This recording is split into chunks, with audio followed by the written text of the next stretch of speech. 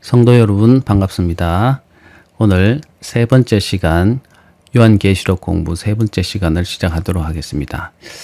네, 지난 시간에 공부했던 내용을 좀 복습하면서 요한계시록이 어떻게 구성되어 있는지를 다시 확인해 보고 공부를 진행해 보도록 하겠습니다. 우리가 공부하기로 1장 1절부터 3절까지는 예수 그리스도의 계시다라고 시작하는 요한계시록이 어떤 특징을 갖고 있고 어떤 내용을 담고 있는지에 관한 머릿말에 해당되는 내용이라고 말씀드렸습니다. 1장 1절부터 3절 짧은 내용이지만 요한계시록의 성격을 규정하는 그런 내용이 되겠습니다. 두 번째로 아시아 7교회에 주님이 편지를 써서 보내라고 하는 명령이 있는데 그 명령을 따라서 7교회에 보낸 편지에 관한 이야기가 1장 4절부터 3장 끝까지 내용이 나옵니다. 그 편지를 보내게 하신 분이 어떤 분이시고 또 요한이 그 계시를 받을 때에 어떤 상황에서 받게 되었는지 어떤 분의 모습을 하고 있는 분이 보내게 하셨는지에 관한 언급이 나오고 그 다음 2장부터 3장까지는 7교회의 각 교회에 어떤 내용으로 편지를 보내라고 하는 내용인지 그 내용이 구체적으로 담겨져 있게 됩니다. 에베소 교회, 서문화 교회, 버가모 교회, 두아디라 교회, 사대 교회, 빌라델비아 교회, 라오디게아 교회 이렇게 7개의 교회에 주님께서 보내라고 하는 편지에 관한 내용이 첫 번째 큰 주제로서 다뤄지고 있습니다. 1장 4절부터 2장 3장까지 내용이 되겠고 두 번째로는 우리가 지난 시간에 공부했듯이 7 도장에 관한 심판이 언급이 되어 있습니다. 두루마리가 있는데 심판에 관한 두루마리가 있는데 그 내용은 구체적으로 잘 알지 못하지만 그 내용을 보기 위해서 하나님의 보좌에 있는 거기에서 어린 양이 등장하게 되고 그 어린 양이 그 두루마리를 인봉된 두루마리를 봉인하고 있는 7개의 인 도장을 하나씩 떼게 될 때에 심판이 임하는 그런 사건들이 환상이 4장, 5장, 6장, 7장, 8장 5절까지 내용이 기록이 되어 있습니다. 7인의 심판에 관한 이야기죠. 그 내용으로서 보면 하늘 보좌의 그런 광경이 보이게 되고 그 7인으로 봉한 그 두루마리가 어떤 것인지 또 그 두루마리를 취해서 열게 되는 분이 한 분 계신데 그 어린 양에 관한 이야기가 또 나오게 되죠. 그리고 실제적으로 6장부터 6장, 7장, 8장까지는 7인의 심판에 관한 것인데 6장은 첫 번째 인, 두 번째 인, 첫 번째 인, 두 번째 인, 세 번째 인, 네 번째 인, 다섯 번째, 여섯 번째까지의 인을 뗄 때의 심판이 구체적으로 기록되어 있는 부분이 6장이 되겠습니다.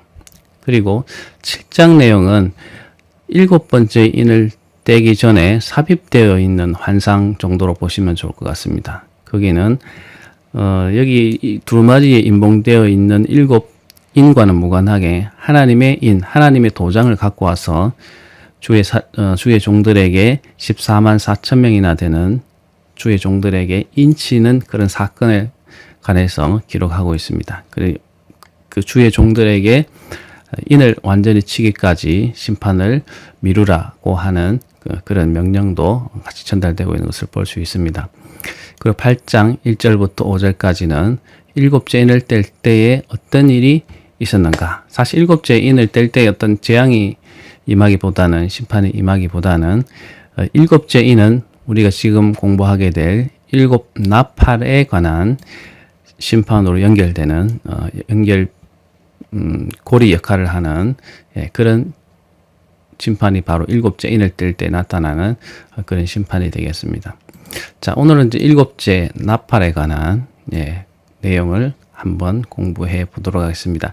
일곱 인을 뗄 때의 그런 심판의 모양과 약간 다르지만 기록하고 있는 패턴은 비슷하기 때문에 우리가 오늘 일곱 나팔의 심판에 관해서 공부할 때 앞에 일곱 인의 심판의 그 모습하고 다소 비슷한 점도 있고 다른 점도 있는데 그 내용으로 구체적으로 한번 공부해 보도록 하겠습니다.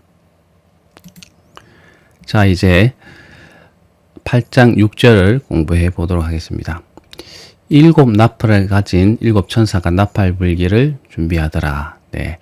일곱 나팔을 소유하고 있는 일곱 천사가 한눈에 보였던 것 같습니다. 일곱 나팔을 가진 천사가 나팔 불기를 이제 준비하고 있는 그런 모습을 묘사하고 있습니다.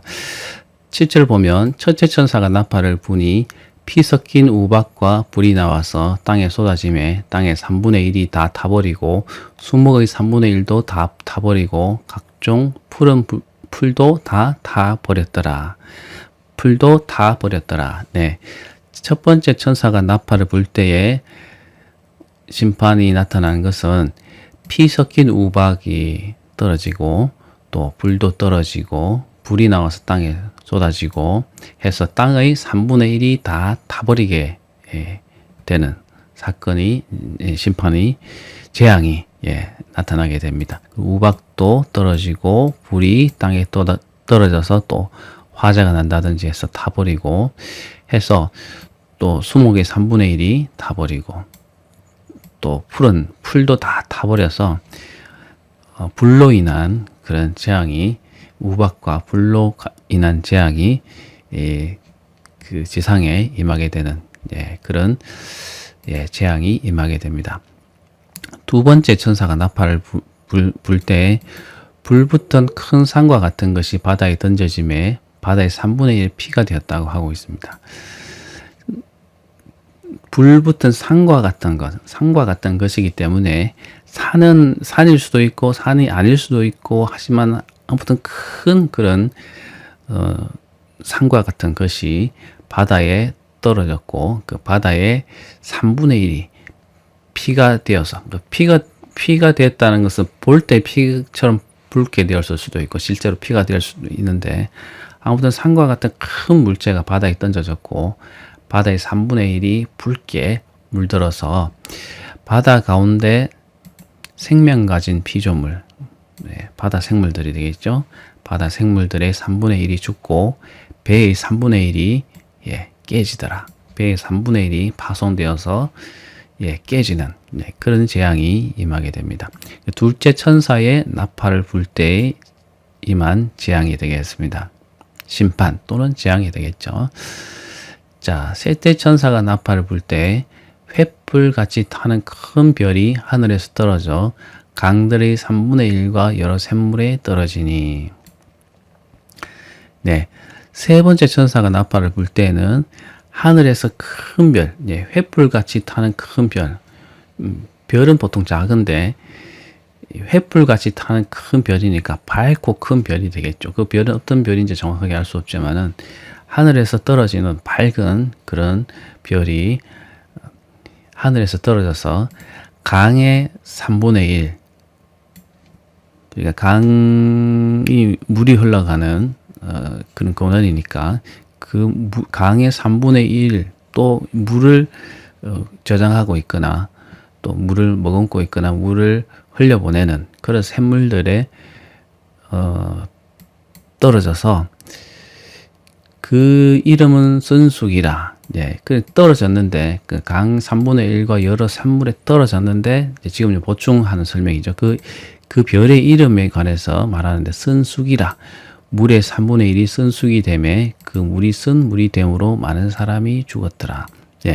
하늘에서 횃불같이 타는 큰 별이 땅에 떨어져서 광의 3분의 1 그리고 물이 고여 있거나 물을 갖고 있는 그런 호수 같은 물샘에 떨어졌는데 그 큰 횃불같이 타는 큰 별로 인해서 물의 맛이 쓴물이 되어서 그 물 때문에 많은 사람이 죽었다고 말하고 있는데 그 별의 이름이 쑥이다, 쓴 쑥이다라는 것이 언급되어 있습니다. 쑥이라는 것은 쓴 맛을 내는 그런 식물이죠. 그런데 그 당시 그 지역의 사람들이 쓴 쑥이라고 얘기할 때는 어떤 특별한 의미가 있습니다. 쑥은 지금 우리가 이 동양에서 볼 수 있는, 우리나라에서 볼 수 있는 그런 똑같은 쑥이라고 볼 수는 없지만, 그런 쑥은 쓴맛을 내기 때문에 어떤 쓴 슬픔, 어떤 그런 이 느낌이나 그런 감정들을 의미한다고 볼 수 있고요. 그 당시에 그 지역에서는 약초로도 사용하기도 했고, 또 여러 구약 성경에서 보면은 슬픔과 고통의 상징으로 나오기도 하고, 그래서 쓴 쑥이라고 얘기할 때, 쑥이라고 얘기할 때는 어떤 그 쓰고 고통스러운 그런 의미를 갖고 있다고 볼 수 있습니다. 그래서 그 별이 이름이 쓴 쑥인데, 물의 3분의 1을 쓴 쑥이 되었다는 것, 쓰게 되어서 그 물이 쓴물이 되었기 때문에 그 물로 인해서 많은 사람들이 죽게 되었다. 그렇게 볼 수 있습니다. 그 세 번째 천사의 나팔의 결과로서 물이 오염되고 물이 나빠져서 결국 사람들이 많이 죽게 되는 재앙을 맞이하게 됐다. 그렇게 볼 수 있죠.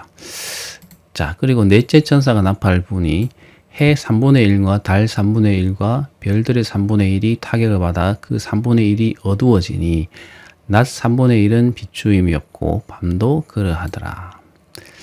네 번째 천사의 나팔에 의해서 해의 3분의 1, 달의 3분의 1, 별의 3분의 1이 빛을 잃게 되는 그런 재앙이 임하게 된다는 것입니다.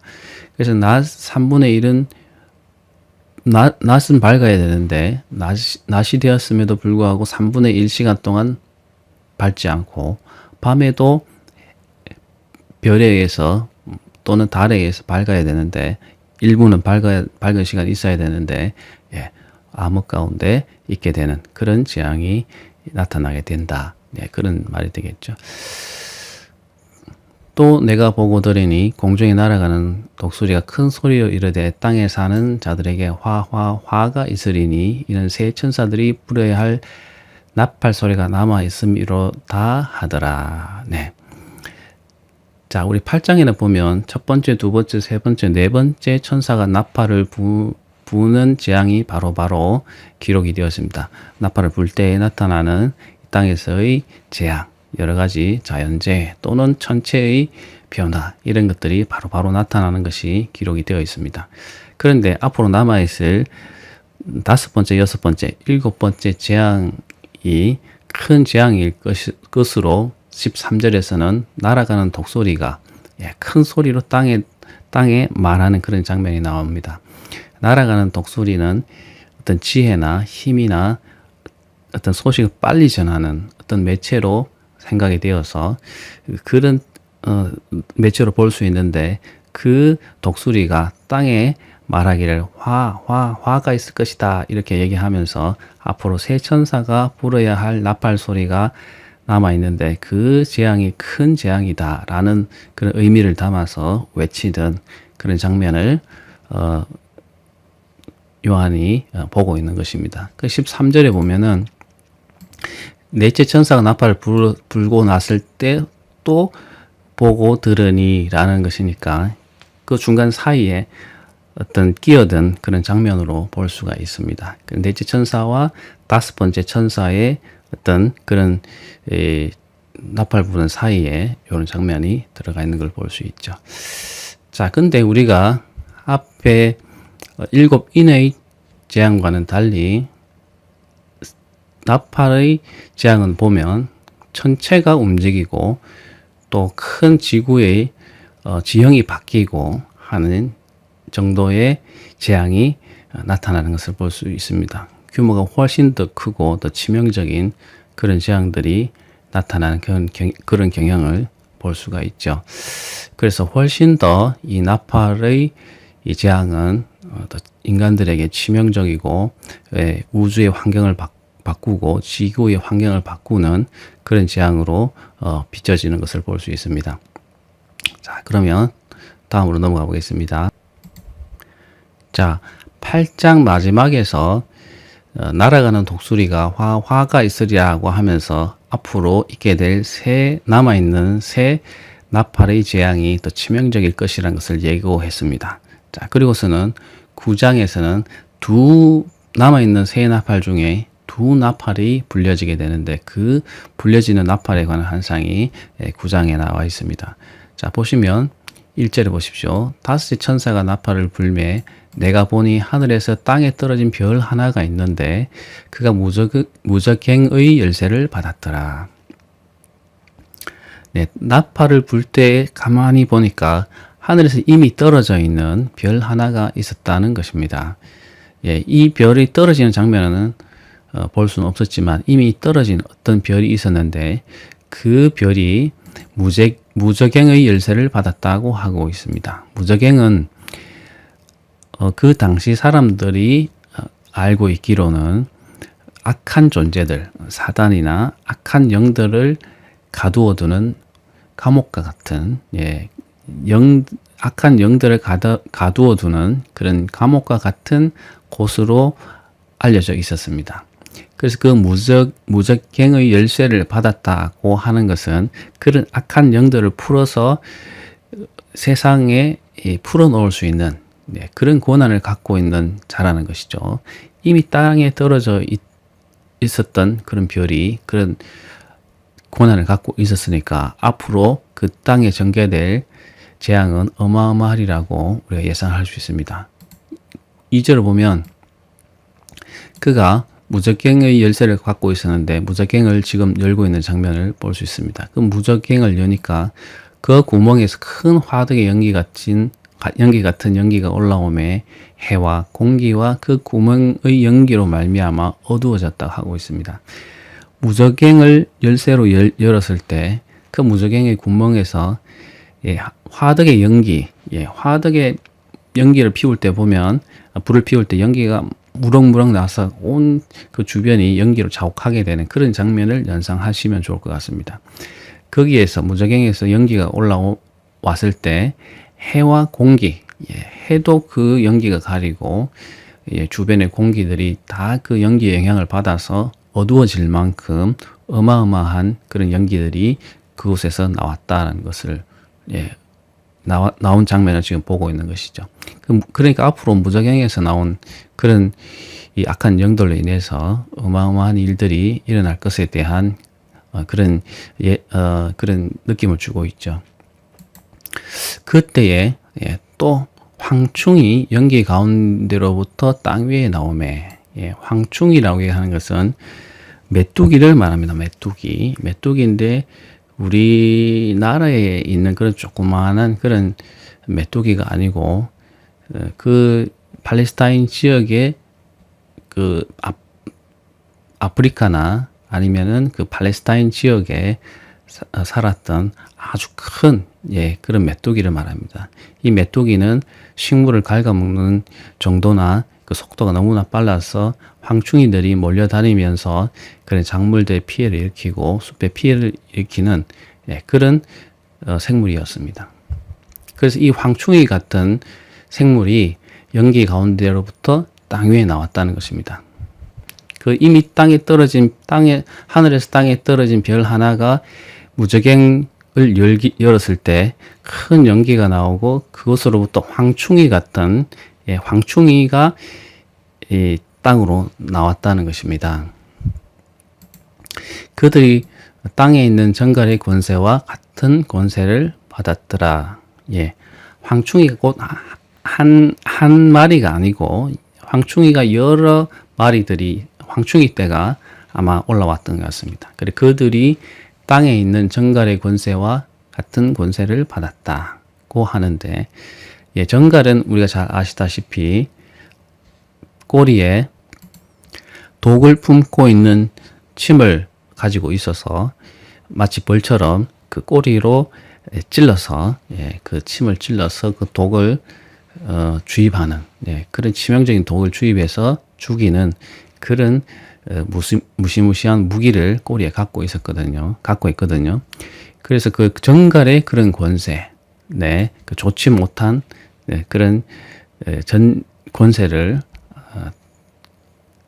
받았다. 네, 갖고 있었다. 그렇게 환상으로 알게 되었다는 것이죠. 그래서 그들에게 이르시되, 네, 그 무저갱으로부터 올라온 황충이 때, 그 황충이에게 말씀하시는 거죠. 땅의 풀이나 모든 푸른 것이나 각종 수목은 해하지 말고 오직 이마에 하나님의 인침을 받지 아니한 사람들만 해하라 하시더라. 네. 네. 그런데 이 말을 전하는 존재가 누구냐 하면은 하늘에서 떨어진 별이거든요. 근데 하늘에서 떨어진 별이 이게 악한 존재인지 선한 존재인지, 다시 말하면 악한 천사를 말하는지 사단을 말하는지 선한 천사를 말하는지는 명확하지는 않습니다. 근데 대체로 명령하고 말하는 것을 보면 천사일 듯한 그런 느낌을 주지만 정확하지는 않습니다. 그러나 하늘에서 떨어진 별이 무저갱의 열쇠를 갖고 있었는데 그 무저갱의 열쇠를 열고 그것에서 올라오는 황충이 때에게 말하는 그런 내용이 바로 4절이죠. 그래서 땅의 풀이나 푸른 것이다. 풀 또는 푸른 그리고 식물, 뭐 나무 이런 거 다 포함하죠. 그 다음에 각종 수목은 해하지 말고, 오직 이마에 하나님을 오직 하나님의 인을 이마에 받지 아니한 사람들만 해하라 이렇게 말했다는 것입니다. 사람들만 해하라. 자연의 푸른 것은 나무나 푸른 풀 같은 것은 해하지 말고 오직 사람들만 해하라. 그렇게 명령하는 것을 볼 수 있습니다. 사람들만 해야 할 수 있는 것이 뭘까요? 주로 수단이 뭐 병이나 질병 같은 것이 거라는 생각이 들죠. 아무튼 자연의 어떤 이 풀이나 나무는 해하지 말고 사람만 해하라. 그렇게 명령을 내리는 것을 볼 수 있습니다. 그러나 그들을 죽이지 못하게 하시고 사람을 해하라고는 했는데 그 해함을 받은 사람들이 죽지는 않게, 죽지는 않으면서 고통을 당하게 하라라고 하는 것입니다. 그들 죽이지는 못하게 하시면서 5달 동안 괴롭게만 하게 하시는데 그 괴롭게 함은 전갈이 사람을 쏠 때의 괴롭고 함과 같더라. 그 황충이가 정갈의 권세를 받았다고 하죠. 그 정갈의 권세를 받았다고 하는데 뒤에 보면 황충이의 모양이 사실 메뚜기는 침이 없죠. 꼬리에 침이 없는데 꼬리가 있고 그 끝에는 독을 쏠 수 있는 그런 장치가 달려 있어서 사람들에게 그 꼬리에 이렇게 찔리게 될 때 뭐 질병 같은 게 생기든지 어떤 그런 것이 생겨서 어쨌든 죽진 않고 5달 동안 괴롭게 하는 그런 괴로움을 당하게 하던 그런 능력을 가지고 있었던 것입니다. 그래서 그날에는 사람들이 죽기를 구하여도 죽지 못하고 죽고 싶으나 죽음이 그들을 피하게 되는 그런 모양이 그때는 전개될 것이다. 그렇게 환상을 보는 것이죠. 5달 동안 얼마나 괴롭겠습니까? 진짜 죽고 싶을 마음은 들고 그렇게 죽기를 구하여도 죽지 못하는 고통 중에 있게 되는, 그게 곧 지옥에 떨어진 자들이 겪게 되는 고통과 똑같지 않겠습니까? 죽기를 구하여도 죽지 못하는 것. 고통은 있는데 죽지 못하니 그 고통이 얼마나 크겠습니까? 그런 재앙들이 황충이를 통해서 있게 될 것을 지금 환상으로 보고 있는 거죠. 자, 그런데 황충들의 모양은, 메뚜기들의 모양은 전쟁을 위하여 준비한 말들 같고, 황충이가 메뚜기지만은 꼭 전쟁을 위해서 준비한 잘 길들여지고 힘있게 전투에 뛰어들 만한 그런 위세를 갖고 있는 말들 같이 생겼다는 것입니다. 그 머리에는 금 같은 관, 비슷한 것을 썼으며 그 모양은, 그 용도나 그 모양을 정확하게 알 수는 없지만 머리에 뭔가를 쓰고 있는데 금 같은 관, 그러니까 금색을 띠고 있는 듯한 그런 면류관은 아니지만 모자 같은 그런 것을 쓰고 있었고, 그 얼굴은 사람의 얼굴 같고, 사람의 얼굴 같다는 것은 그 존재가 지혜가 있고 지식이 있고 어떤 민첩성이 있는 사람이 어떤 그런 지혜를 가진 그런 존재들이라는 것을 의미하고 있죠. 그리고 또 여자의 머리털 같은 머리털이 있고, 머리털이 사람처럼 이렇게 그런 이 모양일 수도 있고, 또는 이제 황충이들이 메뚜기니까 더더미 같은 게 있었을 텐데, 그 뭐 더더미처럼 더더미를 묘사하는 것일 수도 있고, 뭐 정확치는 않지만 머리에는 머리털이 나 있었다고 하고요. 그 이빨은 사자의 이빨. 사자가 힘이 세고 그 물 때 이 무는 힘이 엄청나게 세고 또 치명적이니까 사자의 이빨을 갖고 있다라는 것은 그 해하는 능력이 상당하다는 것을 알 수 있죠. 그리고 철호심경 같은 호심경이 있고, 호심경은 가슴에 달아서 우리 지금으로 얘기하면 방탄조끼 같이 이 가슴에 착용해서 창 같은 것이 가슴에 찔릴 때 중요한 내부 장기를 보호하는 그런 이 장치가 호심경이거든요. 철호심경 같은 호심경을 이 배 쪽에 단단하게 착용하고 있어서 치명상을 막아주는 그런 장비를 하고 있었다는 것이고요.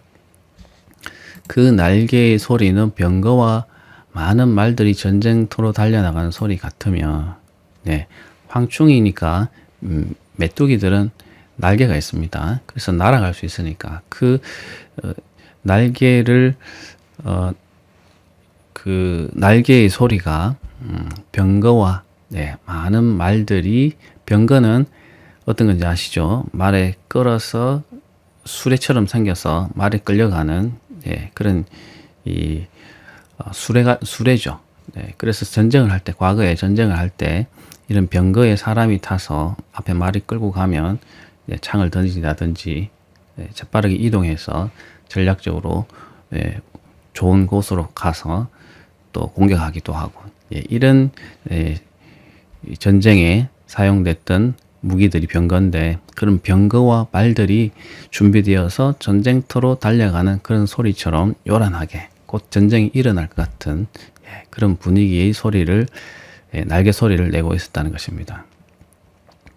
그리고 또 정갈과 같은 꼬리와, 정갈이 뒤에 보면 세워져 있어서 적에게 바로 이렇게 침을 찌를 수 있는 그런 상태로 이렇게 세워져 있는 그런 꼬리가 있는데, 그런 꼬리와 살이 있어서, 살은 이 화살을 말합니다. 화살처럼 뾰족한 그 살이라고 하는데, 그 꼬리가 이렇게 뾰족하게 되어 있고 그 끝에는 찌를 수 있는 그런 장치가 되어 있어서 그 꼬리에 5달 동안 사람을 해한 권세가 있었다고 하죠. 그래서 그 꼬리로 사람들에게 찌르면 5달 동안 사람들이 죽지는 못하고 고통을 당하는 그런 이 능력이 있었다.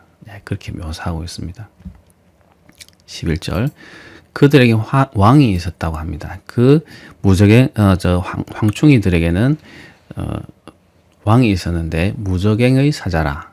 무적행의 어떤 사자로 볼 수 있는 왕이 있었는데, 그 무적행의 사자라 하는 것은 히브리어로는 아바돈이고 헬라어로는 아볼루온이라고 하는 이름을 가졌다고 하는 것입니다. 사실 이 아바돈이나 아볼루온은 어떤 다 똑같은 단어는 아니지만 이 히브리어나 헬라어를 이렇게 참고로 적어 놓는 것은 이 무적행의 사자라고 하는 이 별명이 히브리어는 이런 아바돈이라고 이런 의미를 갖고 있기도 하고, 헬라어의 아볼론이라고 하는 그런 의미를 갖고 있는 존재다라고 하는 것을 그냥 설명하기 위해서 이 단어들을 나열하고 있는 것 같습니다. 아바돈이라고 하는 것은 히브리어로 멸망이라고 하는 그런 추상적인 개념을 갖고 있는 단어인데, 앞에서 언급된 음부, 그죠? 죽은 사람들이 가는 임시적으로 가 있는 곳이 음부라고 사람들이 생각했는데, 뭐 그런 의미 정도로 보면 좋을 것 같고, 아볼론이라고 하는 것은 헬라어로는 아볼론이라는 것은 파괴자라는 그런 의미를 갖고 있습니다. 그래서 무적행의 사자라고 하는 것은 음부의 어떤 그런 이 멸망의 그런 느낌과 또 파괴하고 정복하고 사람들 고통에 빠뜨리는 그런 이 능력을 갖고 있는 그런 이미지의 그런 존재다라고 그렇게 이 무적행의 사자라고 하는 황충의 왕의 그런 별명을 주어서 그런 이 의미를 이해하도록 그렇게 지금 말하고 있는 곳이 바로 11절이죠. 그래서 그 황충의 왕은 어떤 사람들의 지옥에 빠뜨리고 또 정복하고 파괴하는 그런 존재다라는 것을 설명하고 있습니다. 자, 여기 보면 12절에는 첫 번째 화는 지나갔는데 보라 아직 이후에도 화 둘이 이르리로다 이렇게 설명해서 앞에 총 7재앙 중에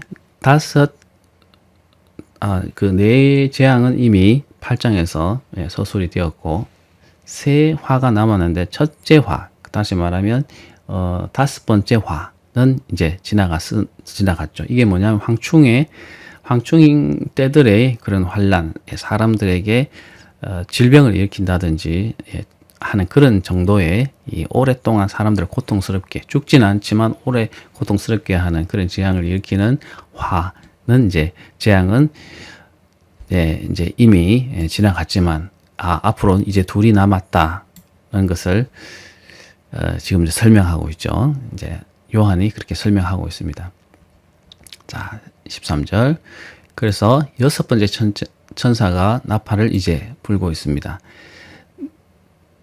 6번째 천사가 나팔을 불 때에 이제 소리가 들렸습니다. 소리가 들리는데 그 소리가 어떤 소리였냐 하면 하나님 앞 금제단 네 불에서 한 음성이 나서 나팔가지 6천사에게 말하기를 큰 강 유프라데에 결박한 네 천사를 놓아주라 하매. 자, 소리가 들렸습니다. 이때는 소리가 들렸는데 어디서 소리 들렸냐 하면은 하나님 앞 금제단 네 불에서 한 음성이 나서 하나님 앞에 그 보좌 앞에 제단이 있었던 것 같습니다. 그 제단 밑에는 어떤 사람들이 있었죠? 순교한 사람들이 있었던 것이 그 앞에 기록이 되어 있습니다. 8장에 보면 제단 아래에 있었던 사람들이 있는데 순교당한 사람들이죠. 그래서 이 사람들이 그들의 원한을 풀어달라고, 그들이 억울한 것을 풀어달라고 하지만 하나님께서 조금 더 기다리라고 그들을 달래는 그런 모습들이 앞에 8장에서 6장에서 나오고 있죠. 그때 보면 제단이 있었죠. 제단이 있었는데 이 제단은 성전에서 제물을 태워서 하나님께 드리는 그 번제단을 말합니다. 그 번제단은 4개의 뿔이 있었는데 그 각 모서리에 뿔처럼 이렇게 생긴 그런 모양을 하고 있었는데 이 뿔은 하나님의 권위와 능력을 상징하는 그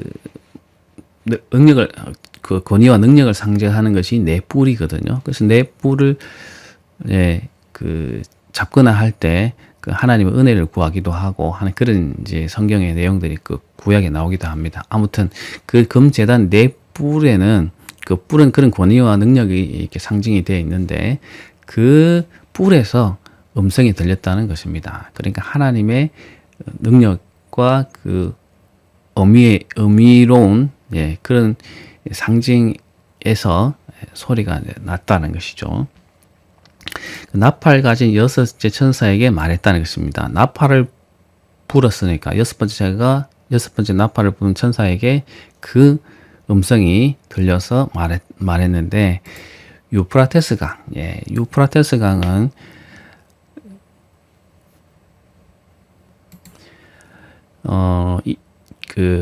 이집트와 이라크와 이란을 이렇게 흘러가는 그런 오래된 그런 비옥한 그런 강이거든요. 그 유프라테스 강에 결박한 네 천사를 놓아주라라고 그렇게 금제단 내풀에서 한 음성이 들렸고 그 천사에게 명령했습니다. 유프라테스 강에 결박되어 있는 내 천사를 놓아주라 이렇게 말했다는 것인데, 결박된 내 천사이기 때문에 선한 천사는 아니고 분명히 결박되어 있으니까 악한 천사, 다시 말하면 사단 정도 되는 사단인 그런 악한 영의 천사로 우리가 보면 좋을 것 같습니다. 아무튼 그런 결박된 내 천사를 놓아주라 라고 그렇게 음성이 들렸는데, 자, 이 결박된 내 천사가 6번째 나팔을 불 때에 놓이게 됩니다. 그들은 그 년 월시에 이르러 특정한 그 예정된 그 년 월 일시 특정한 시점에 사람 3분의 1을 죽이기로 준비된 자들이라. 땅에 있는 3분의 1을 일시에 죽게 만드는 그런 예비된 천사라는 것입니다. 물론 악한 천사죠. 그 천사들로 비유되는 마병대의 수는 아마 그 천사가 이끄는 그 마병, 앞에 봤던 병거와 말의 그 병력을 말하죠. 그 마병인데 그 마병대의 수는 2만. 2만이 있으니까 계산해 보면 한 2억 정도가 됩니다. 그 2억이라는 것이죠. 내가 그들 수를 들어놓으라. 2억이나 되는, 이게 꼭 어떤 마병대가 2만의 어떤 마병대가 출현해서 세상에 등장할 것이다. 이렇게 볼 수는 좀 없겠지만 2억이나 되는 그런 무시무시한 숫자의 마병대가 악한 내천사가 이끄는 마병대가 사람의 3분의 1, 지상에 있는 사람의 3분의 1 죽이기 위해서 동원되는 그런 환상이라고 보면 되겠죠. 정말 무시무시한 그런 이 환상이라고 우리가 이해해야 될 것 같습니다.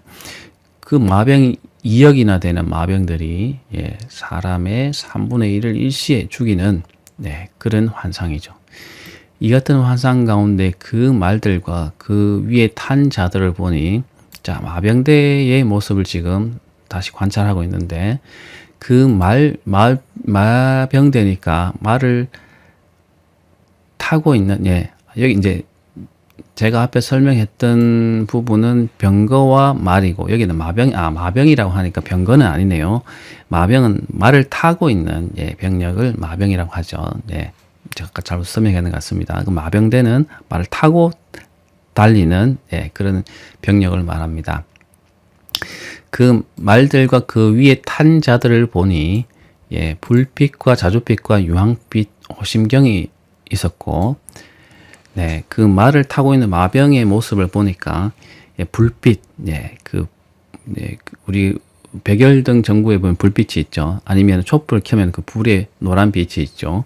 그 불빛을 말하고, 자줏빛은 보라색 빛, 그리고 유황빛은, 유황 혹시 아시나요? 유황은 보면 약간 연노란색인데 그런 유황빛, 유황의 어떤 그런 색깔에 이렇게 섞여져 있는, 아까 말씀드렸던 가슴을 보호하는 호심경을 입고 있었고, 그 말의 머리는 말이라고 하지만 꼭 말처럼 생기진 않았지만 말의 모양을 하고 있지만 그 머리는 사자 머리 같고, 사자 머리는 아닌데 사자 머리처럼 생겼고, 그 입에는 불과 연기와 유황이 나오더라.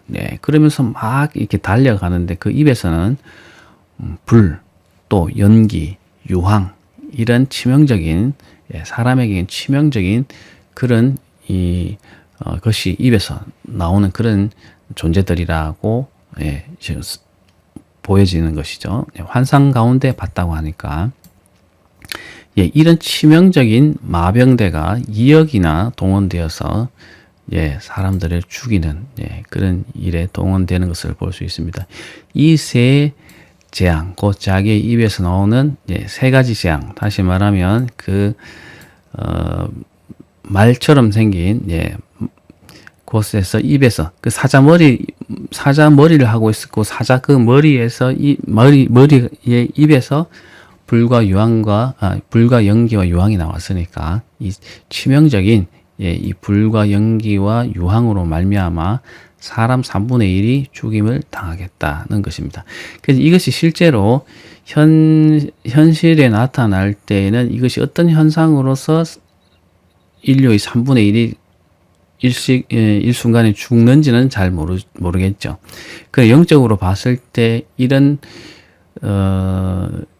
그 악한 내천사에 의해서 동원된 어떤 영적인 존재들, 이역이나 되는 마병으로 표시되는 그런 존재들에 의해서 이 재앙들이 일어나는 것이고, 이것이 하나님의 심판이다 하는 것을 우리가 이제 깨달을 수 있는 것이죠. 꼭 그것이 현상적으로 이런 모습으로 나타난 것은 아니지만 사람들은 그걸 모르니까, 네, 그 천상의 세계에서는 그런 하나님의 명령에 의해서, 네, 그렇게 준비된 명령에 의해서 이런 일들이 일어날 것이다. 우리가 그렇게 봐야 될 것 같습니다. 이 말들의 힘은 입과 꼬리에 있으니 꼬리는 뱀 같고 또 꼬리에 머리가 있어 이것으로 해야 하더라. 예. 이 말, 예, 마병이 탄 이 말의 힘은 입과 꼬리에 있으니 꼬리는 뱀 같고 또 꼬리에 머리가 있어 이것으로 해야 하더라. 예. 보시면은 이 말이 얼굴의 모양이 사자 같아서 거기에서 불과 유황과 연기와 유황이 나와서 사람들을 또 죽이기도 했고, 또 보면 그 맹렬하게 움직이고 사람을 공격하는 것이 이 입은 이미 언급되어 있죠. 네. 불과 연기와 유황으로 사람들을 해하니까 그 입은 이제 우리가 이해할 수 있는데, 꼬리에도 그 힘이 꼬리에도 있었다고 하는데, 그 꼬리는 또 보면 특이하게 꼬리는 뱀같이 생겼고 그 꼬리에 머리가 있어. 예. 뱀은 보면은 이게 길쭉하게 생겼고 그 끝에 머리가 있고 꼬리가 있잖아요, 반대쪽에. 네. 그런데 그 말의 그 꼬리는 뱀같이 생겨가지고 그 끝에 뱀의 머리처럼 생긴 그 머리가 있어서 그것으로 또 해하더라는 것을 또 말하고 있습니다.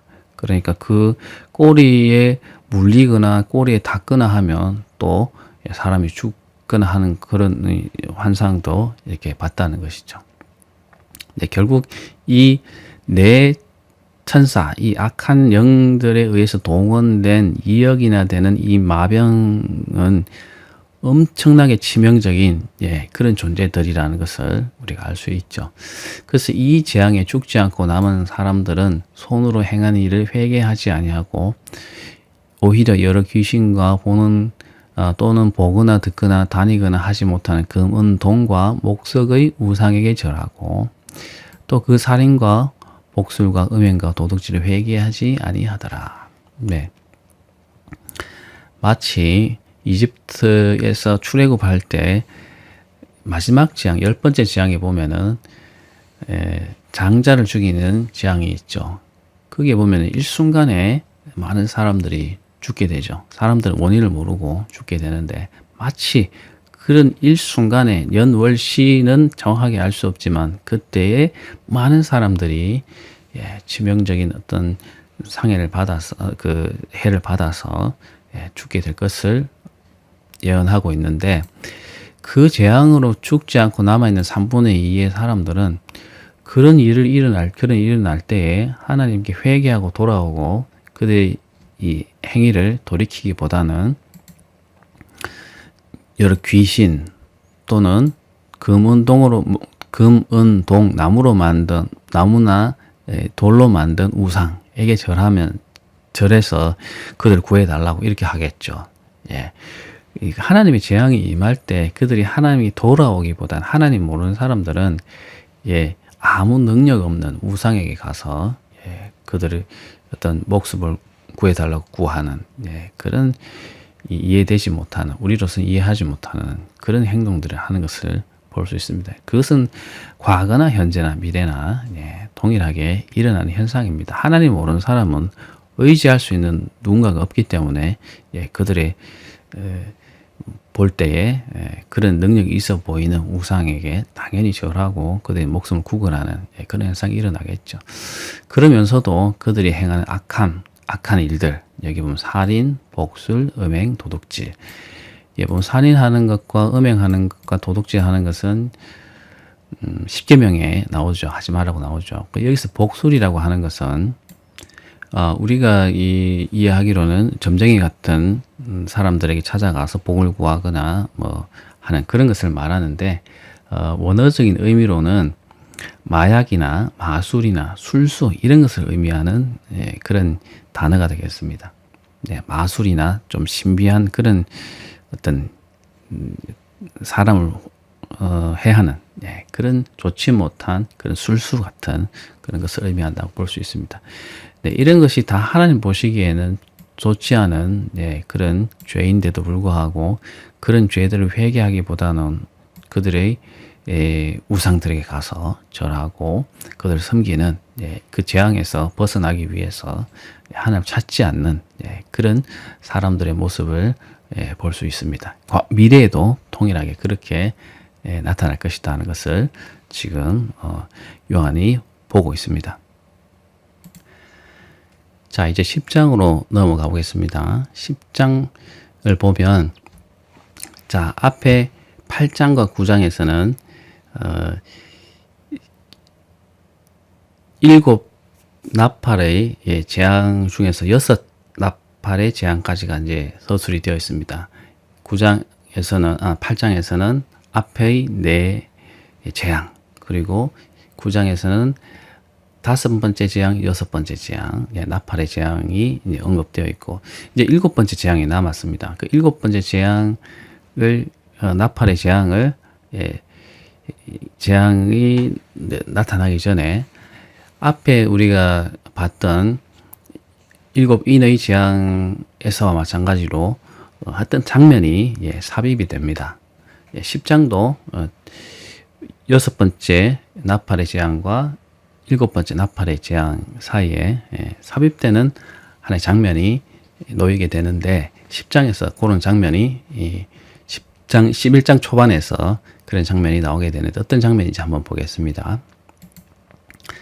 내가 또 보니 힘센 다른 천사가 구름을 입고 하늘에서 내려오는데 그 머리 위에 무지개가 있고 그 얼굴이 해 같고 그 발은 불기둥 같으며 그 손에는 펴 놓인 작은 두루마리를 들고 그 오른발은 바다에 밟고 왼발은 땅을 밟고 사자가 부르짖는 것 같이 큰 소리로 외치니 그가 외칠 때에 7 우레가 그 소리를 내어 말하더라.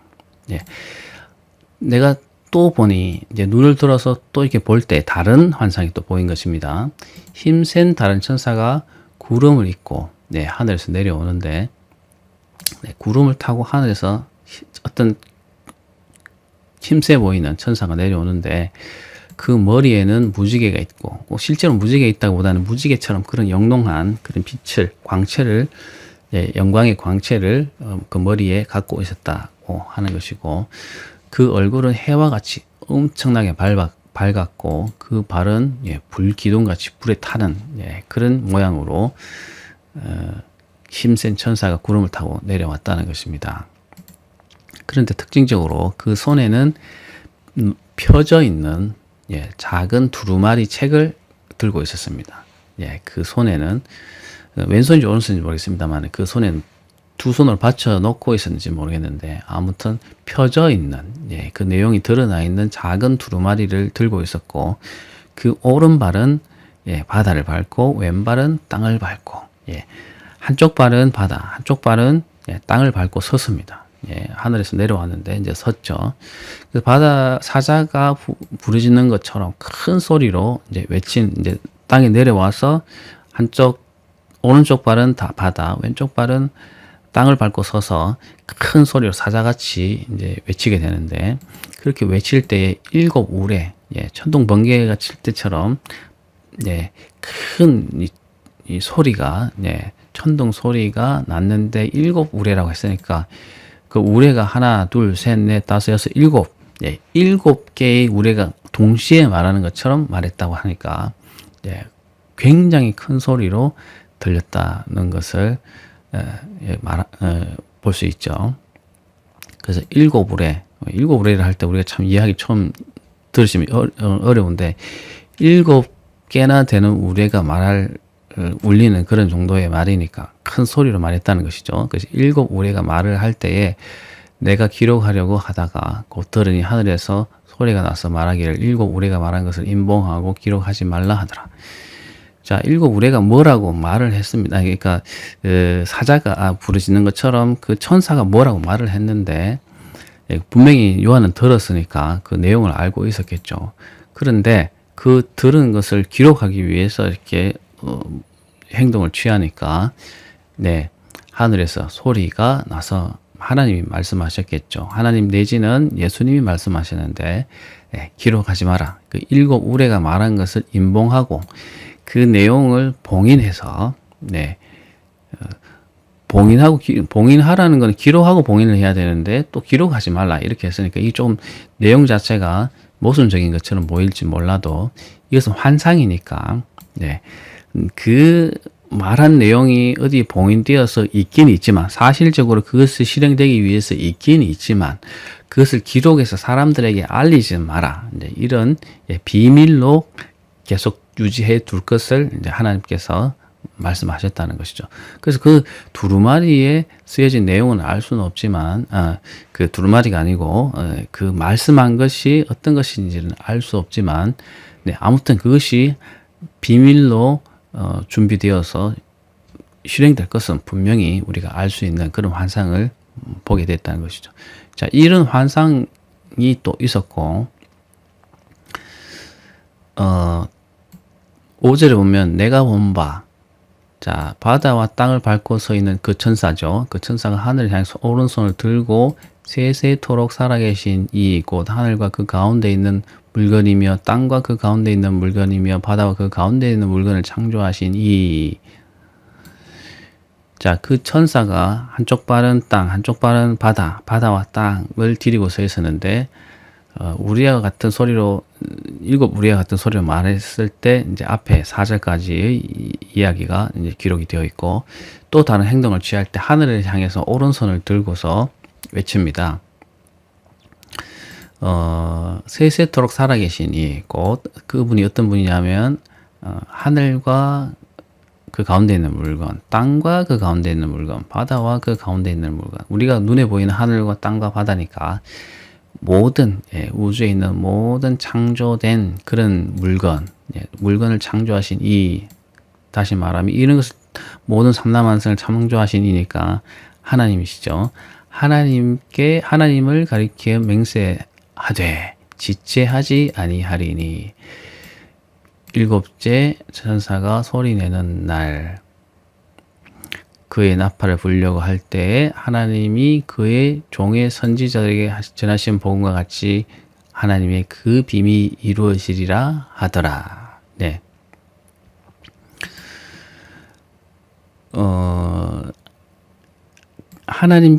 하나님의 이름으로 하나님을 가리켜 맹세했다는 것인데 그 기록하지는 않고 그 임봉된 그것이 지체하지 않고 이루어질 것이다. 이렇게 외치는 것이죠. 지체하지 않고 이루어질 것이니 지체하지 아니하리니 7째 천사가 소리내는 날, 7째 천사가 곧 나팔을 불어서 소리를 내게 되겠죠. 그의 나팔을 불려고 할 때에 하나님이 그의 종 선지자들에게 전하신 복음과 같이 하나님의 비밀이 이루어질 것이다. 이렇게 외치고 있습니다. 그러니까 7째 천사가 나팔을 불려고 할 때 거기에 기록하지 않고 임봉되었던 내용들이 선지자들에게 전하신 복음과 같이 이미 선포된 그런 복음과 같이 하나님의 그 임봉된 그 비밀이 이루어질 것이다. 그 비밀은 무엇인지 알 수 없지만 그것이 속히 지체되지 않고 이루어질 것이다. 이렇게 환상을 봤다는 것입니다. 그렇게 외치는 천사의 소리를 들었다고 하는 것이죠. 네. 그러니까 하나님의 마지막 말세에 있게 될 모든 준비된 재앙들 그리고 예비된 선포된 그런 재앙들은 곧 다 일어나게 될 것이라는 것을 의미하고 있죠. 이 환상은. 자, 10장 8절 보겠습니다. 하늘에서 나서 그에게 들리던 음성이, 자, 하늘에서 나서 내게 들리던 음성, 곧 하나님, 또는 예수님, 하나님 예수님 정확하게 알 수 없지만 하늘에서 나서 소리가 들렸던 장면이 나왔죠. 바로 전에. 근데 그 하늘에서 나서 들리던 그 음성이 이제는 요한에게 지금 말하고 있습니다. 또 내게 말하여 이르되 내가 가서 바다와 땅을 밟고서 있는 천사의 손에 펴 놓인 두루마리를 가지라 하기로. 네, 이제는 그 요한에게 요한은 지금 지금까지는 보면은 다 환상을 보거나 듣는 그런 정도의 수동적인 그런 상태에 놓여 있었습니다. 그런데 이제 10장 8절에 보면은 요한에게 어떤 행동을 하기를 요구를 하시는 것을 볼 수가 있는데, 무엇을 요구하셨나 하면 천사의 그 한쪽 다리는 바다, 한쪽 다리는 땅을 밟고 서 있는 천사의 손에 펴 놓인 두루마리가 있었지 않습니까? 그 두루마리를 가지라 이렇게 말하시고, 9절에 보면 내가 천사에게 나아가서 작은 두루마리를 달라 한즉, 그래서 그런 명령을 받았기 때문에 두루마리를 달라고 했습니다. 그러니 그 천사가 이르되 갖다 먹어버리라. 갖다 먹어버리라고 하죠. 그러면서 하는 말이 내 배에는 쓰지만 입에는 꿀같이 달리라 하거늘. 이 말이 뭘까요? 배에는 쓰고 먹으면 쓰라리고 배에는 좋은 느낌을 주지 않지만 그 입에는 넣을 때는 꿀같이 단 그런 것이다. 그 두루마리가 그럴 것이다. 그렇게 말하면서 주더라는 겁니다. 그래서 10절에 보면은 내가 천사의 손에서 작은 두루마리를 갖다 먹어버리니 내 입에는 꿀같이 달고 먹은 후에는 배에서는 쓰게 되더라. 네. 입에 넣었을 때는 그 두루마리가 꿀같이 그런 단 맛이 났지만 이제 삼켜서 배에 들어가게 되니까 배에서는 쓰라리고 아프고 그런 느낌을 주더라는 것입니다. 그러면서 내게 말하기를, 그 천사가 내게 말하기를 내가 많은 백성과 나라와 방언과 임금에게 다시 예언하여야 하리라 하더라. 네. 그러면서 그 두루마리를 먹은 요한에게 그 천사가 내가 앞으로 많은 백성과 나라와 방언과 임금 앞으로 그런 일들이 최종적으로 일어나기 위해서 주의 종들이 교회가 세상 가운데 선언하게 될 예언하고 선언하게 해야 할 그런 역할과 책임을 지금 여기서 말하고 있는데, 요한으로 대표되는 성도들 혹은 교회가 앞으로 많은 백성과 나라와 방언과 임금 앞에서 복음에 대해서, 심판에 대해서 예언하여야 될 것을 말하고 있죠. 그런데 그 복음 또는 그 말세에 되어질 일들을 선언하는 그 내용은 우리가 깨닫고 알게 될 때는 입에 넣었을 때 꿀같이 단 것처럼 그 말씀을 이해하고 그 말씀을 우리가 이렇게 받아들일 때는 아주 달고 좋은 것으로 느껴지지만 그것을 실천하고 그들에게 선언하고 사람들에게 알리고 할 때는 고통이 따르는 그 진리를 알아서 우리가 실천하고 전할 때는 우리 가운데 고난과 고통이 혹은 또 박해가 따르는 그런 일이 될 것이라는 것을 여기서는 의미적으로 말하고 있는 것 같습니다. 자, 그래서 10장까지의 내용은 이제 마지막 7 나팔을 불기 전에 삽입된 내용인데, 그 환상 중에 그 천사가 내려와서 하늘에서 내려와서 두루마리를 요한에게 주고 그것을 먹은 뒤에 어떻게 될 것이다 하는 것을 예언하는 그런 환상이 되겠습니다. 그러면 또 11장을 한번 넘어가 보겠습니다.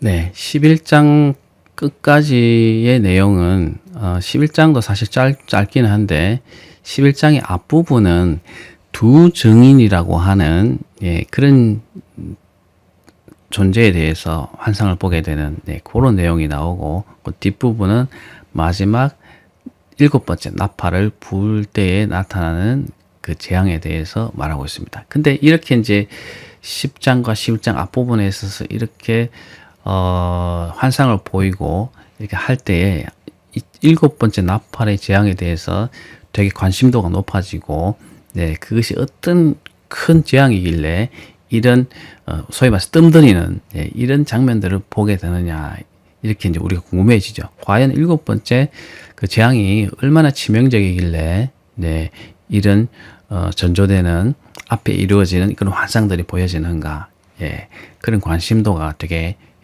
높아지고 있죠. 지금 이 상황에서는, 그죠?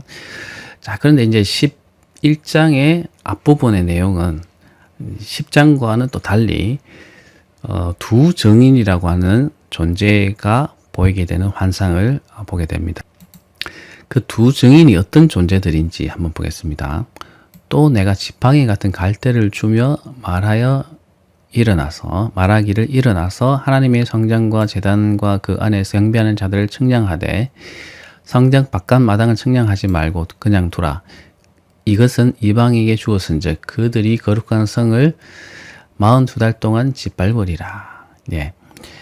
11장의 두 증인에 관한 이야기가 언급되기 전에 요한에게 성전과 제단을 측량하라고 하는 그런 명령을 하시게 됩니다. 보면은 지팡이 같은 갈대, 뭔가를 측정하기 위해서 과거 사람들은 이렇게 길쭉한 갈대로 든 길쭉한 그 측량하는 자가 있었던 것 같습니다. 그런 식으로 이제 길이를 쟀던 것 같은데, 그 지팡이 같은 갈대를 주면서 하나님의 성전과 제단과 그 안에 경배하는 자들을 측량하라고 하고 있습니다. 하나님의 성전, 거룩한 성전과 또 태워서 하나님께 제물을 드리는 번제단, 그리고 그 안에서 경배하는 사람들의 숫자를 세거나 해서 그것을 다 이렇게 측정해서 기록해 놓아라. 기록하라는 건 없지만 측량해라는 것은 꼭 기록해서 어떤 증거를 남기는 그런 행위가 아니겠습니까? 측량을 해서 그것을 하나님께서 보존하시기 위해서 또는 보호하시기 위해서 또는 그것을 유지하시기 위해서 제대로 측량해 놓아라, 이렇게 명령을 하는 것인데, 요한에게 그 측량할 수 있는 자를 주면서 측량을 하라고 명령하고 있습니다.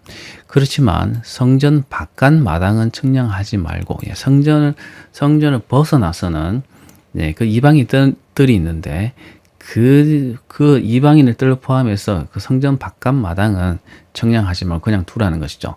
하나님의 관심이 없다는 것입니다. 그냥 두라. 이것은 이방인에게 주어서 이제 그들이 거룩한 성을 42달 동안 짓밟으리라. 이방인에게 주었기 때문에 그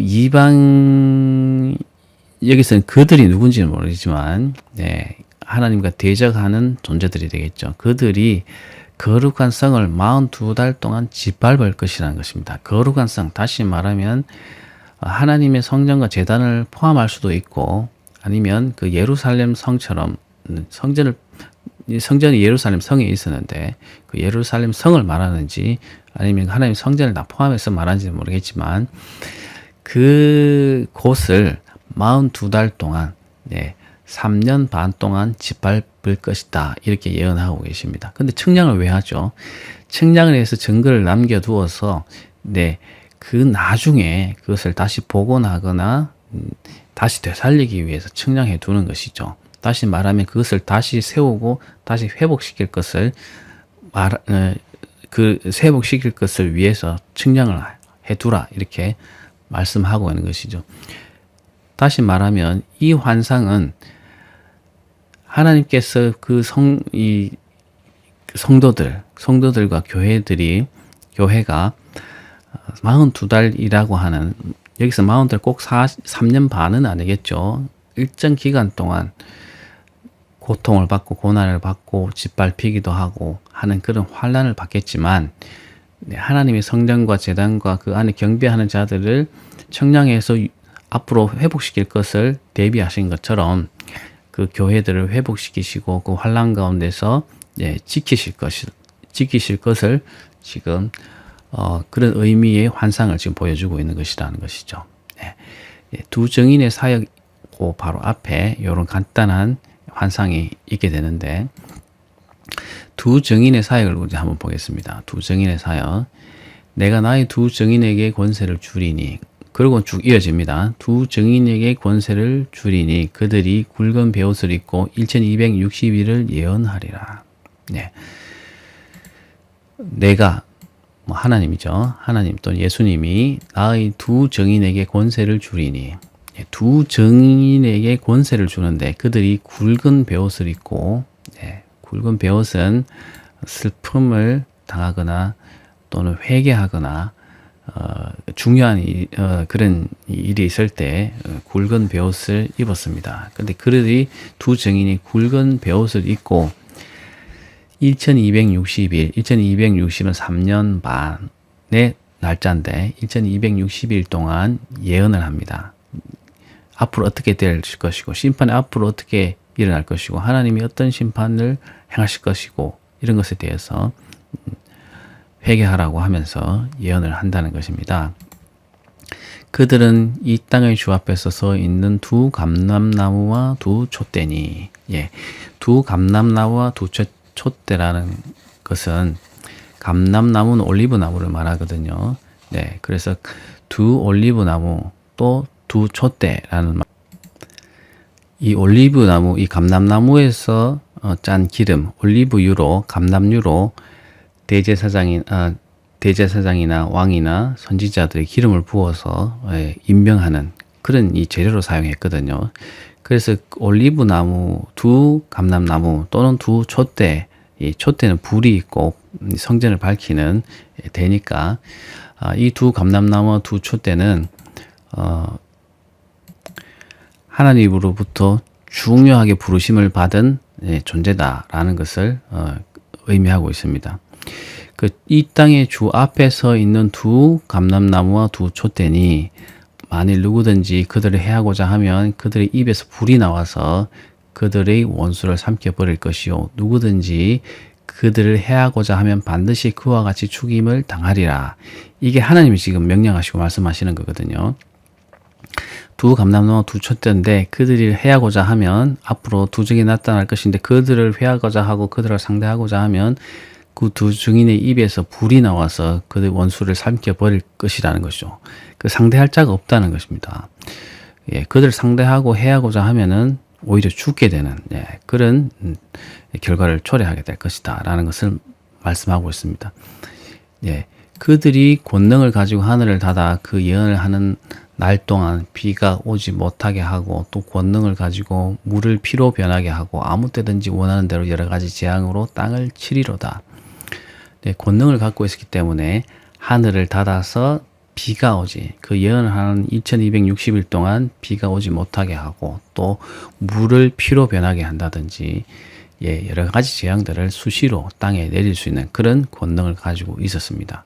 그런데 7절에 보면 그들이 이 정인을 마칠 때에 무적행으로부터 올라오는 짐승이 그들과 더불어 전쟁을 일으켜 그들을 이기고 그들을 죽일 터인즉, 1260일 동안 정언을 하도록, 예언을 하도록 그들이 임무를 부여받았는데, 그 정언이 마칠 때, 예언이 마칠 때쯤 무적행으로부터 한 짐승이 올라와서 그들과 더불어 전쟁을 일으켜 그들을 이기고 그들을 죽일 것이다. 무적행으로부터 올라오는 짐승, 짐승이 적그리스도로 우리가 볼 수 있죠, 그죠? 의미적으로 적그리스도로 볼 수 있는데, 두 증인과 싸워서 그 두 증인을 죽인다고 예언되고 있습니다.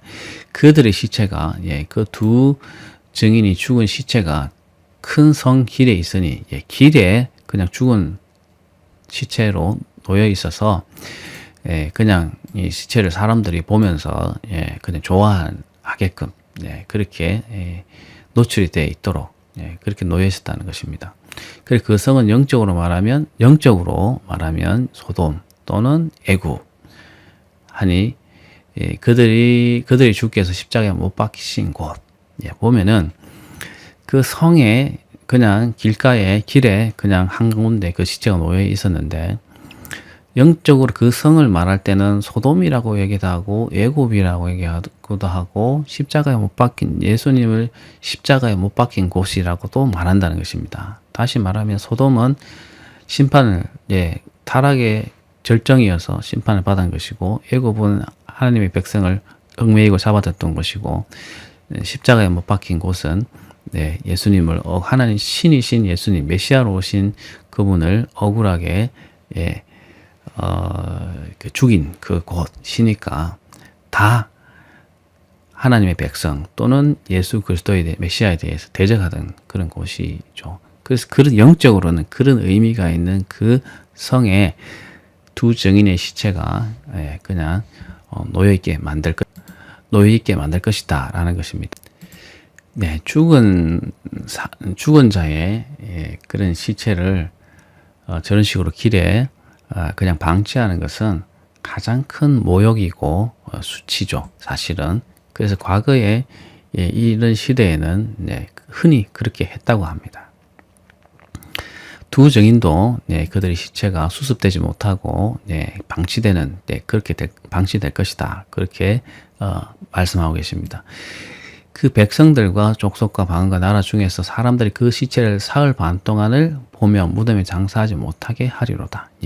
사흘 반은 짧은 시간이지만 시체를 그곳에 방치해서 두 증인이 죽어서도 모욕을 당하도록 그렇게 그냥 놔둔다는 것입니다. 그러면서 이 두 선지자가 땅에 사는 자들 그 과거에 괴롭게 했기 때문에 땅에 사는 자들이 그들의 죽음을 즐거워하고 기뻐하며 서로 예물을 주고받으면서 기뻐할 거라는 것입니다. 그런데 3일 반 후에 하나님께로부터 생기가 그들 속에 들어가매 그들이 발로 일어서서 구경하는 자들을 일어서니 구경하는 자들이 크게 두려워하더라. 죽었지만 3일 반 후에는 하나님께서 그들에게 생명을 주셔서 다시 부활한다는 것을 말씀하고 있습니다. 예언하고 있습니다. 그러니까 그 사람들이 구경하는 사람들이 그 장면을 보고 두려워했죠. 그래서 하늘로부터 큰 음성이 있어 이리로 올라오라 함을 듣고 그들이 듣고 구름을 타고 하늘로 올라가니 그들이 원수도 구경했다고 합니다. 그때 큰 지진이 땅에 일어나서 성 3분의 1이 무너지고 지진에 죽은 사람이 7천이나 되었습니다. 그 남은 자들이 두려워 영광을 하늘의 하나님께 돌리더라. 그 남은 자들이 누군가에 대해서는 조금 의문이 있습니다. 하나님을 대적하고 두 증인을 대적했던 사람들인지 아니면 또 구원받을 사람들이 더 남아 있는 것인지 또 이 영광을 돌렸다고 하는 것이 우리가 영적인 의미로 하나님께 영광을 진짜 돌린 것인지 아니면 그냥 하나님 하신 것이네 라고 하면서 그냥 그렇게 언급한 정도였는지 정확하게 알 수는 없지만 하여간 그들이 살아난 두 증인이 하나님께 올라가고 원수들이 그 장면을 봤다는 것이고 그 땅에는 지진의 재앙이 임해서 7천이나 되는 그 성에 7천이나 되는 사람들이 죽었다는 것이죠. 성의 10분의 1이 무너지고 그렇게 재앙이 임했다는 것입니다. 그러면서 14절 둘째 화는 지나갔으나 보라 셋째 화가 속히 이르는 도다. 그러면서 이제 이런 중간에 삽입된 환상에 이제 전환이 일어나죠. 둘째 화. 지금까지 우리가 봤던 7개의 나팔 재앙 중에서 6개가 이미 이제 공개가 됐죠. 그러면서 둘째 화. 앞에 4 나팔의 재앙은 치명적이진 않았지만 치명적일 것이라고 예언된 3개의 화, 5, 6, 7번째 나팔의 화는 이제 앞에 2개는 이제 공개가 됐는데 이제 남아있는 대왕의 7번째 화. 7번째 화지만은 셋째 화죠. 마지막 남아있는 큰 화 중에는 3번째거든요. 그게 이제 속히 이르는 도다라고 이제 장면 전환을 하고 있습니다. 과연 일곱 번째 나팔의 재앙이 과연 무엇일까요? 심판이 무엇일까요? 정말 궁금하죠? 네, 한번 보겠습니다.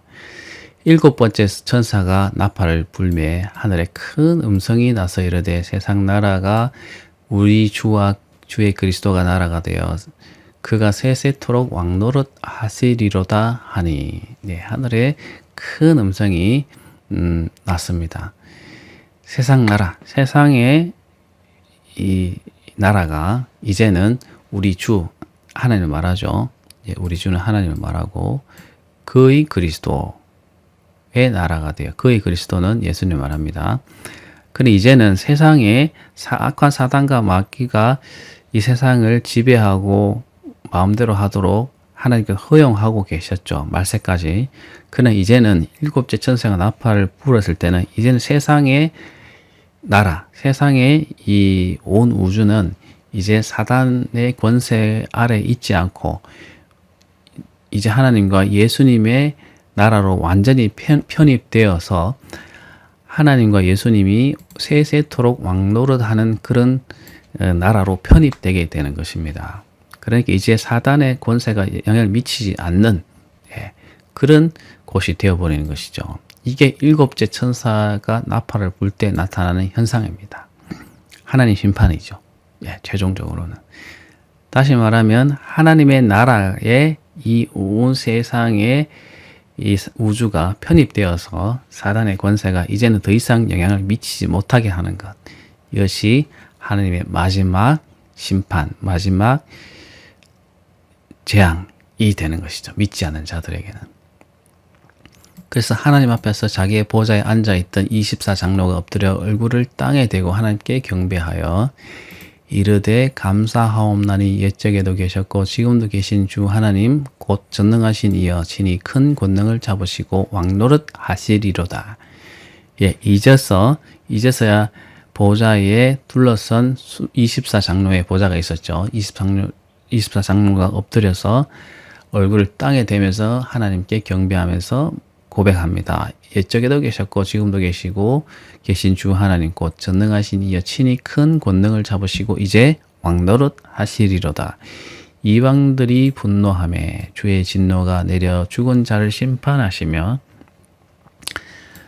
자, 이방들이 화를 내고 분노하지만 그것은 그들의 분노에 지나지 않는 것이고 주의 진노가 내려서 죽은 자를 심판하시며. 이미 죽었지만 그들은 그들의 악한 행위로 인해서 하나님을 찾지 않고 하나님을 찬양하지 않는, 영광을 돌리지 않는 그 죄로 인해서 모든 죽은 자를 심판하실 것이라는 것입니다. 심판하시며 종 선지자들과 성도들과 또 작은 자든지 큰 자든지 주의 이름을 경외하는 자들에게 상 주시며. 선지자로 일했던 또 성도들이었던 또 작은 자들이든 큰 자든지 주의 이름을 경외하는 성도들이면 다 그들에게 상을 주시며 또 땅을 망하게 하는 자들은 땅을 망하게 했던 것은 하나님이 그 땅을 창조하신 그 창조의 진리, 창조의 원리를 망가뜨리고 사람들을 박해하고 사람들에게 죄를 짓고 하나님을 몰랐던 그런 자들이죠. 그 땅을 망하게 하는 자들을 멸망시키실 때로소이다 하더라. 마지막 심판의 때를 말하죠. 이에 하늘에 있는 하나님의 성전이 열리니 성전 안에 하나님의 언약궤가 보이며 또 번개와 음성들과 우레와 시진과 큰 우박이 있더라. 그러면서 하늘의 성전이 열리면서 이제 성전 안에 하나님의 언약궤가 보이게 됩니다. 그러면서 번개와 음성과 우리와 치신과 큰 우박이 임하게 됩니다. 그러면서 하나님의 나라가 하나님이 이 세상의 모든 나라를 편입해서 다스리게 되는 그 나라가 된다라는 것입니다. 자, 이것이 일곱째 나팔을 불 때 일어나는 현상입니다. 자, 이 내용을 볼 때 이것이 최후의 심판을 말하는 것인지 또 앞으로 이어지게 될 그 내용들이, 환상들이 또 시간적으로 연속해서 일어나는지 궁금하시죠? 근데 요한계시록을 볼 때 우리가 7단락을 나눠서 그렇게 보고 있는데 우리가 두 번째 단락, 세 번째 단락, 네 번째 단락 이 내용들이 순서적으로 일어날 것이다 라고 보시지 마시고 그런 장면들이 큰 장면들이 앞으로 마지막에 일어날 장면들인데 언제 일어날지 모르겠고 이게 순서적으로 일어날지 모르겠지만 그렇게 마지막에 이런 것들이 결국 다 이루어지게 되면서 하나님의 심판이 임하게 된다. 네, 그렇게 보시면 좋을 것 같습니다. 이거 시간적인 순서대로 그대로 진행된다. 이렇게 보시지 말고 제가 말씀드린 대로 그렇게 보시면 좋을 것 같습니다. 네, 수고하셨습니다.